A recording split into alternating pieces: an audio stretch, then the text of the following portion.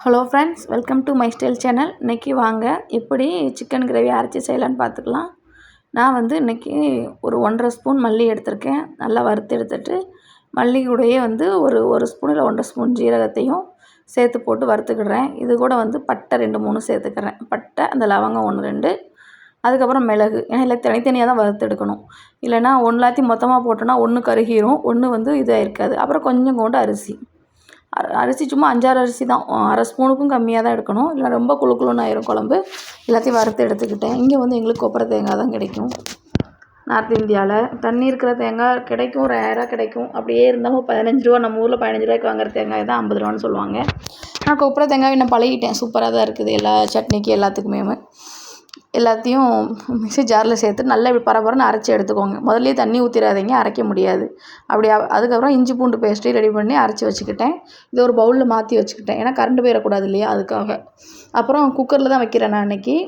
குக்கரில் வந்து எண்ணெய் ஊற்றிட்டு வெங்காயம், ஒரு பச்சை மிளகாய் சேர்த்து நல்லா வதக்கிக்கோங்க.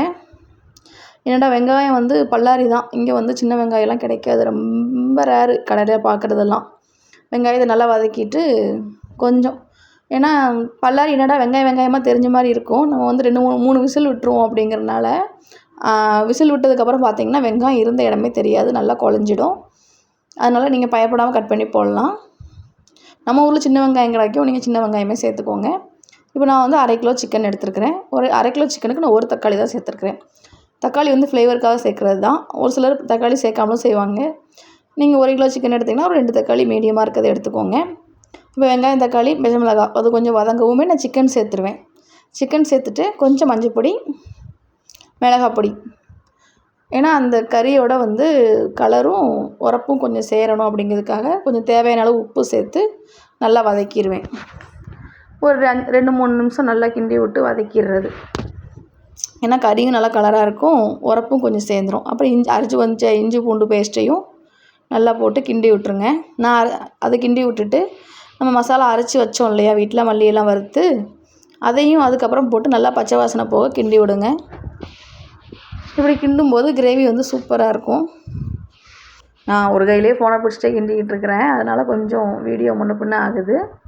இப்படி நல்லா கிண்டி விட்டுட்டு கொஞ்சம், எங்கள் வீட்டில் வந்து நாங்கள் வந்து இது வந்து வீட்டுக்கு வந்து புளிக்குழம்பு பொடின்னு சொல்லி அரைச்சி வச்சுருப்போம், எல்லா பொருளும் சேர்த்து. இதையும் 1 ஸ்பூன் சேர்த்துக்கிட்டேன், ஏன்னா கூட கொஞ்சம் கிரேவி வேணும் அப்படிங்கிறதுக்காக இதையும் வந்து 1 ஸ்பூன் சேர்த்து இது பண்ணிட்டேன். நான் எப்போவுமே பார்த்திங்க அப்படின்னா மல்லி இலையை வந்து கொதிக்கும்போது போட்டு 1 டம்ளர் தான் தண்ணி ஊற்றிருக்கேன், விட்டு விசிலை வந்து மூடி விட்டுட்டேன். இங்கே பாருங்கள் 3 விசில் வரவும் எடுத்தேன், நல்லா எண்ணெய் பிரிஞ்சு வந்துருச்சு.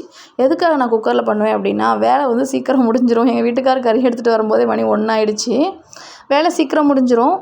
அப்படி மெதுவாக அப்படி வேக வச்சும் பண்ணலாம், அப்படி பண்ணாலும் கிரேவி சூப்பராக இருக்கும். நீங்கள் பிகினிஸாக இருக்கீங்க, சீக்கிரம் அவசரத்தில் சீக்கிரமாக வைக்கணும் அப்படின்னா, இங்கே வந்து கருவேப்பிலை ரொம்ப ரேராக தான் கிடைக்கும். அதனால் நான் கருவேப்பிலையை கொஞ்சம் காய வச்சுக்கிடுவேன். அதனால் தாளிக்கும் போது கொஞ்சம் போட்டு தாளித்து எடுத்துக்கிட்டேன். இந்த மாதிரி செஞ்சு பாருங்கள், செஞ்சு பார்த்துட்டு எப்படி இருக்குன்னு சொல்லுங்கள். பாருங்கள், வெங்காயம் இருந்ததே தெரியாது கிரேவியில், நல்லா சூப்பராக வதங்கிடும். பிடிச்சா லைக் பண்ணுங்கள், சப்ஸ்கிரைப் பண்ணுங்கள், உங்கள் ஃப்ரெண்ட்ஸுக்கும் ஷேர் பண்ணி விடுங்க. பாய்.